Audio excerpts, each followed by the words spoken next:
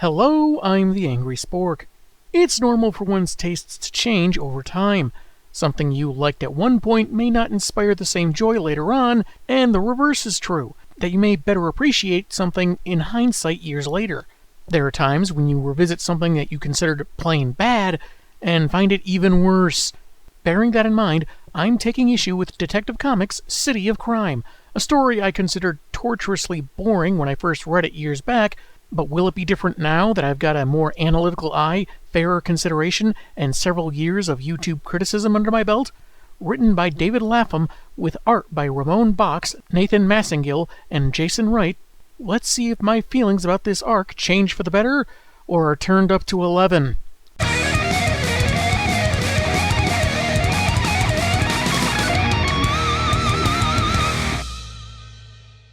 We'll actually begin with a backup story in the 800th issue. Its cover showing Batman near a weenie roast gone horribly wrong. Turns out gasoline is not the best marinade for hot dogs. It's connected to the arc we're looking at, featured in the first trade and titled In the Dark, a silent story save the poetic narration, which repeats its own title. In the dark, sticky fingers don't pick at the hard, crusty scabs of a wounded knee. In the dark, dirty things crawl and hiss and strike. In the dark, Jay Sherman is researching content for his book.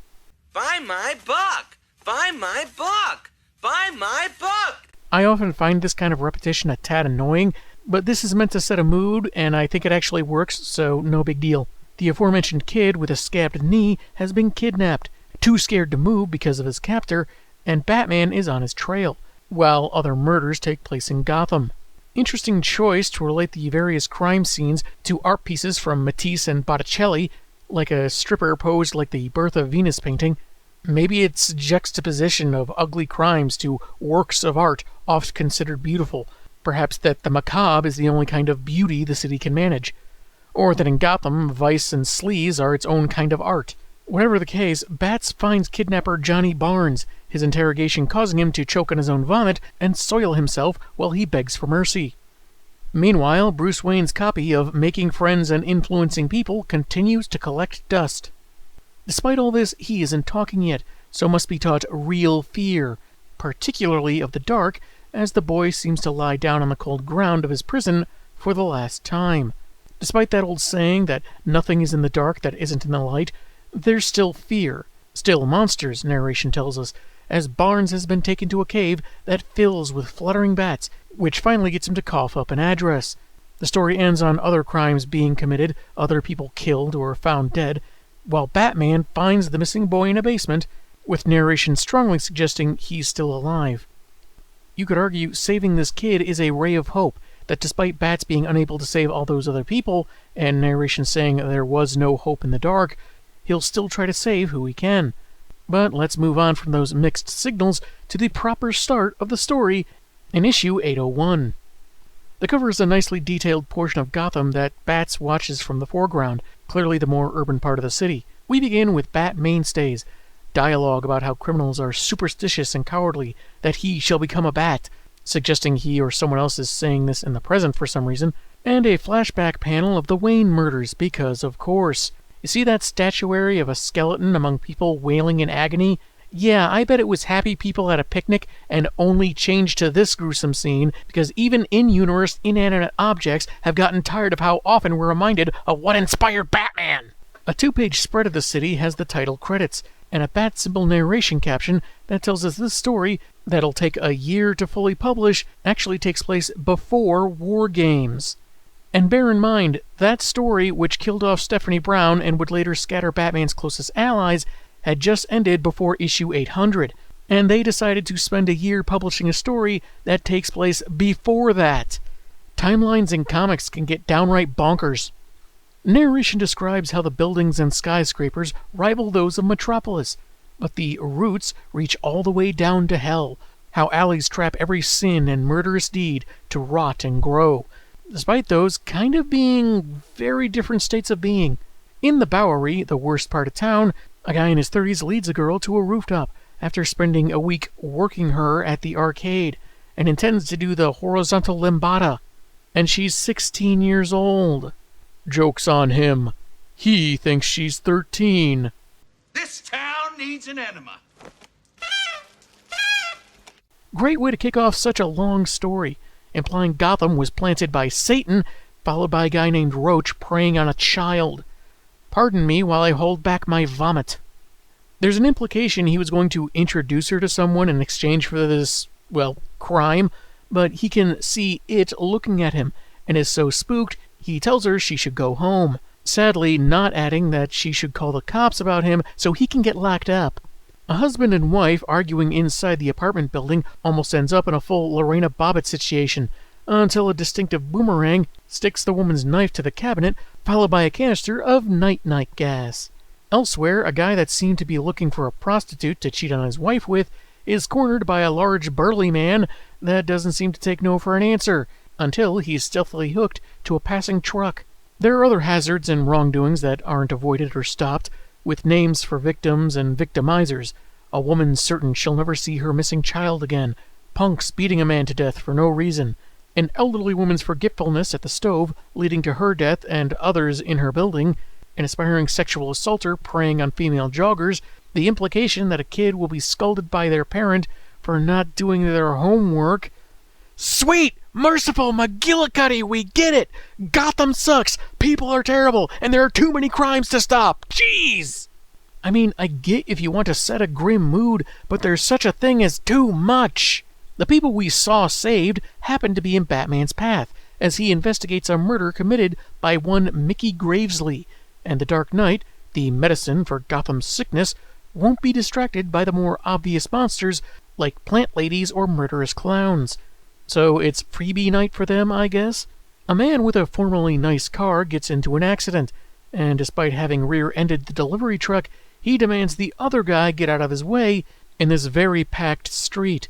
When someone mentions calling the cops, he runs to a bar. Not this very close Irish pub, which I think is a reference to a John Wayne movie, also called The Quiet Man, but one a couple blocks over, telling the bartender he needs to talk to Dealer immediately. This man, who just now notices he's bleeding from his head, is Mickey. His attempts to convince Batman he's actually Mickey Mouse will go even worse than you think.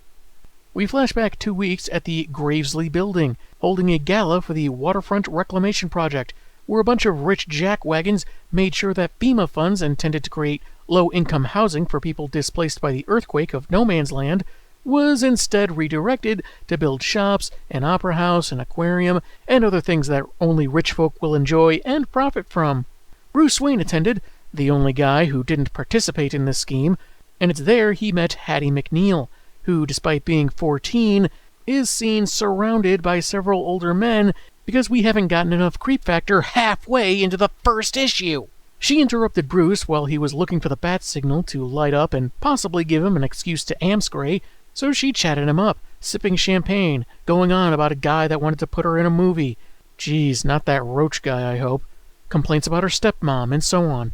Bruce smiled about a remark she made about her hat, and regretted it, since so many other previous men probably smiled similarly, but for their own ends.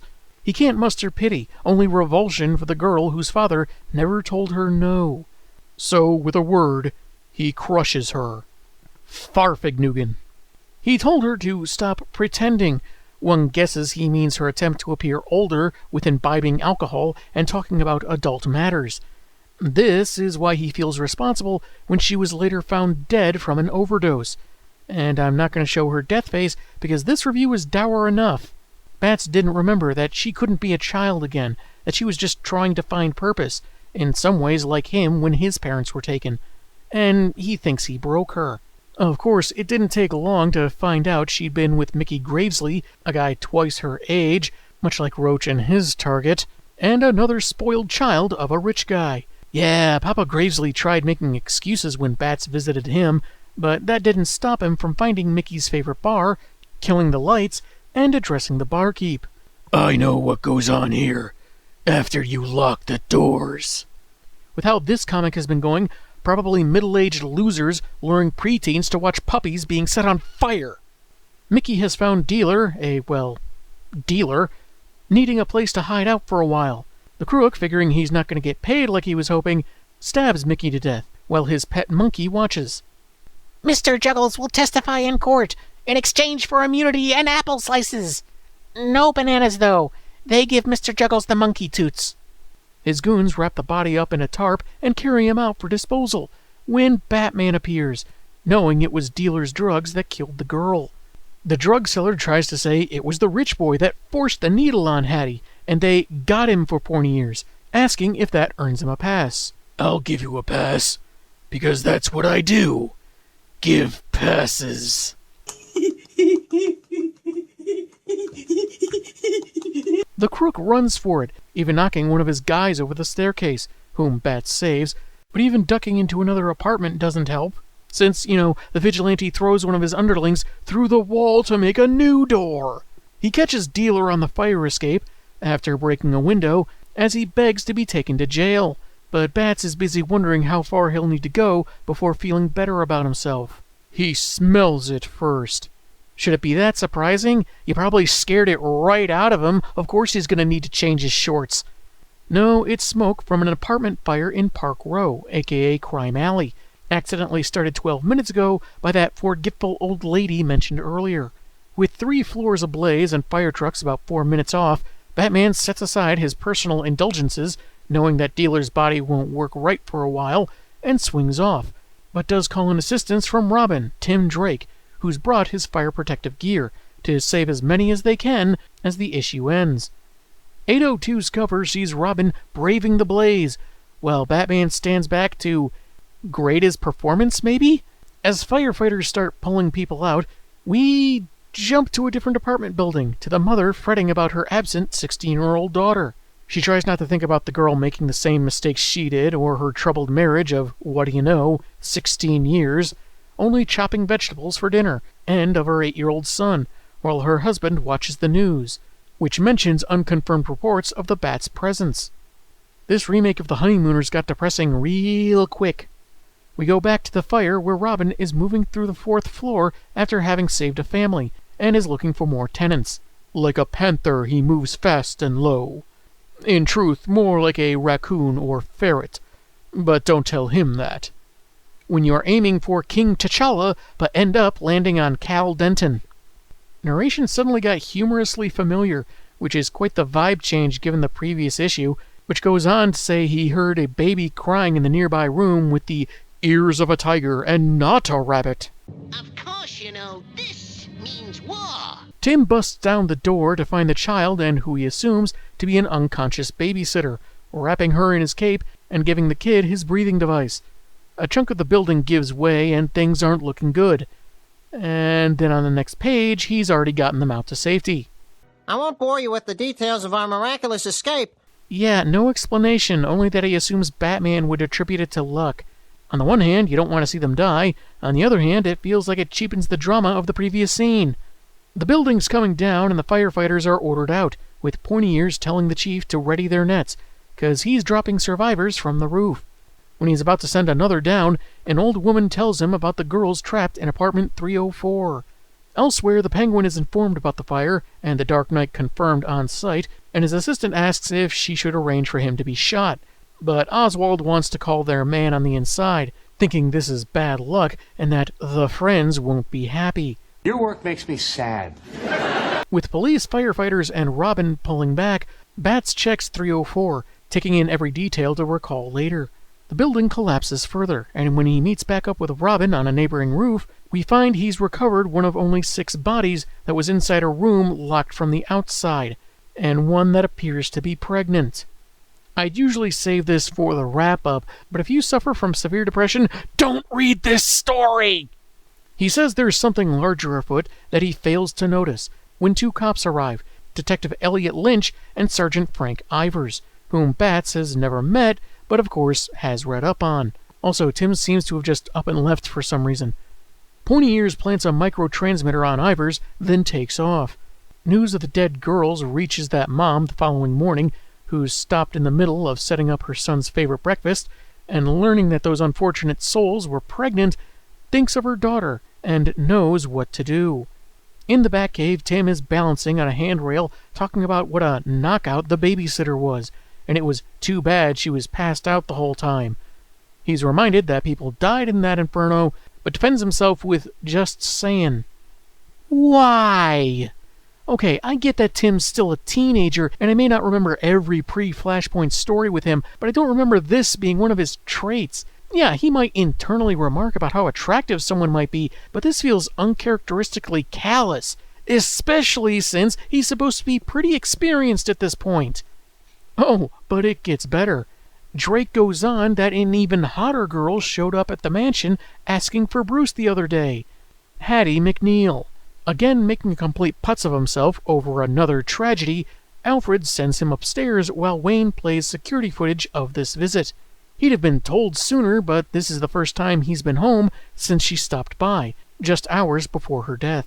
She swiped some trinket when left alone for a while, possibly to pay for the drugs that ended her, then bolted. Bruce is aware he's not omniscient, but finds it a second failure to save her, and sees her as all those girls caught in the fire. Later, he's picking up chatter from Ivers' wire, his side of a phone conversation to someone regarding Marlene Wells, that mom from earlier. She came into the station insisting her daughter Cassie may have been one of the victims in the fire. Ivers tried to calm her down, but they were overheard by a lawyer, and she's soon on several news stations, lambasting police as uninterested in the danger pregnant girls may be in, and pleading for information, whether or not her child was one of the fatalities. Unbeknownst to Marlene, this began a domino effect, taking us to City Hall and the mayor's aide, Norman Steiner, getting a call he thinks is his wife, but is really an ominous voice saying she's decided to be a friend, and he realizes who's on the other line. Yes, Norman. It is a time of accounting, and we want to know who our friends are. Curse you, Randy Newman! As Mr. Freeze visits an attorney's office while they were going through their files, Marlene is enduring one phone call after another, asking for an interview and shutting them down, until the phone is unplugged by Batman. Having her husband take their son to bed, Marlene grabs a knife, which Bats is okay with, and says he'll find her daughter.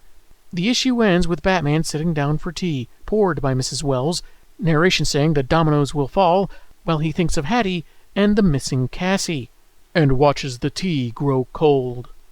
Someone pours you tea, you drink it, mister. Alfred's British, he had to have taught you that. 803's cover has Penguin and assistant Miss Jessica in what looks like tense negotiations with his birds. If they don't get more birdseed and better lining for their cages, they're threatening to unionize. The issue begins from 3 different people's POV. One guy being questioned by Bats about the missing girl and the baby ring, another being frozen and shattered by Mr. Freeze, and yet another watching a bald man mix something in a bowl. Call me crazy, but I'm just not seeing the appeal of the Great British Bake Off. At the Iceberg Lounge, which is in a skyscraper in this story apparently, Penguin is losing his patience with stuttering underling Tony about a recent incident. Miss Jessica elaborates how they'd arranged for Victor Freeze to get out of Arkham in exchange for leading a cleanup crew to sanitize several locations that had become concerning to their operation. The attorney's office we saw him at previously, a free clinic in the East End, and 4 women's shelters. Yet when arriving at a 5th shelter, where several pregnant women were frozen, shattered, and put in the garbage bags... Pardon me a moment.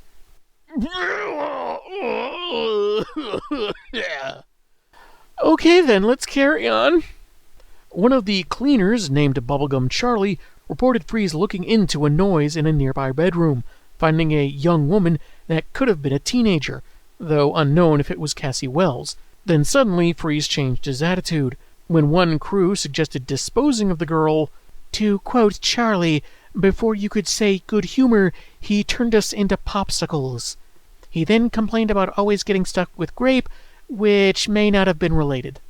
Freeze left with the girl, and Tony later found Charlie in his shattered state, somehow alive enough to relay all this information. Not sure that's how this would work, but I've used that not scientifically possible clip too much lately, so moving along. Frustrated by Marlene Wells's public pleas, and worried what the friends will do if they think he's lost control of the situation, Penguin orders his club closed for renovations, guard duty tripled, on top of the triple that's already been added, and another crew sent to the 5th shelter before Bats gets there. but according to a call his secretary takes, he's already there. The vigilante stands over the thawing dead man, who's still babbling. He's asking for his mommy. How Batman responds will depend on if her name is Martha. Asking for God. Zariel should be on his bat speed dial under JLA, so it's worth a shot. Asking for strawberry bubblegum. For it, he will give answers. Hopefully the strawberry mango he just happens to have in his utility belt will be good enough. Thinking back to apartment 304, the Dark Knight recalls several small details before finding the dead girls. A hair gel stain, a scuff mark left by a boot, chewing tobacco, all pointing him to Theodore Washburn. You're every bit the detective that your followers on the internet believe. Yeah, that really feels like a stretch to pinpoint a thug that's worked for Black Mask, Two-Face, and other Gotham ne'er-do-wells. But it turns out he was recently found dead by strangulation, which seems less than coincidental. He tries another angle, where the babies sold in this criminal ring have gone. Teresa Cushing is calling around for her absent husband, Eric, when Bats drops in and asks about the circumstances around the Cushing's adoption of a baby boy a few months back. The guy dressed as a bat, and who's known to pummel criminals, tells her not to be afraid. So she panics and runs to her baby, telling Pointy Ears to talk to her husband, and he can't have the child.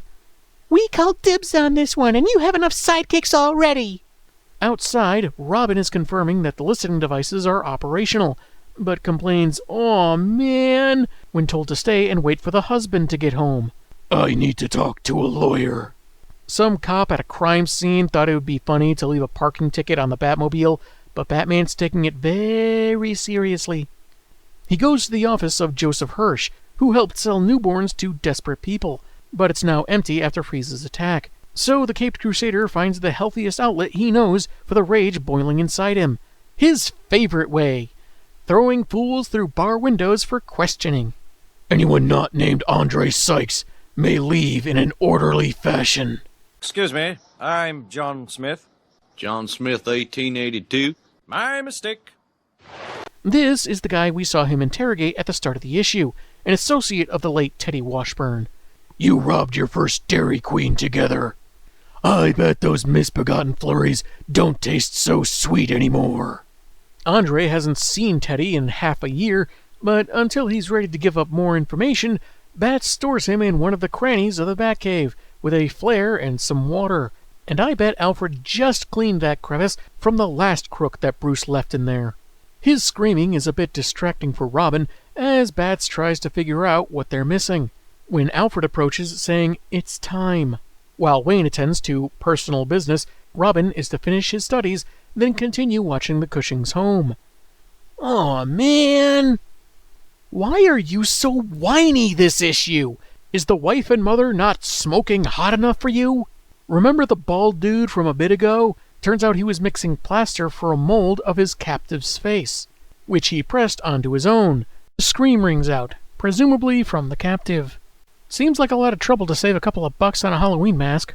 While the nigh-biblical rain continues to pour over Gotham, Robin stands over the Cushing residence. Okay, in this downpour, I guess he has a right to complain. Eric returns home, a distraught Teresa running to him, worried over losing baby Nathan, but after a moment she realizes this isn't who she thinks it is, and is promptly shot. We flash back to Bats questioning the slowly dying Charlie, who's now spouting random stuff like singing Home on the Range and Frosty the Snowman. Soon the dead man will be quiet. Well, as someone who worked in retail through 9 Christmases, let me say it can't be soon enough. But he's already revealed what he knew, including the man behind the baby ring, Oswald Cobblepot. Speaking of, he's been getting more bad news when he hears gunfire. There are some invaders approaching, and it's unknown if his guards can hold them off for long. So the previously timid Tony grows a pair and leads Penguin and his right-hand woman to the secure elevator. Ozzy promises retribution against these mysterious associates, only for Tony to ask why he'd want to do that to his friends, as he pulls a gun. Turns out this isn't the real Tony, but the bald guy that was holding him captive, and replicating his face. Jessica managed to put one in his head before her boss is harmed, but instead of flesh and bone, the wound is naught but dirt. There's a ticking sound followed by an explosion, ending the issue. Well, this has been Such a fun trip so far. Baby selling, murdered teenagers, one deplorable crime after another surrounding a mystery that our hero is taking more personally than others, all because of a momentary lack of tact. Tune in next week to see if any light manages to shine through all these rain clouds. I'm the Angry Spork, and man, this comic has issues. You know what I mean, shut up.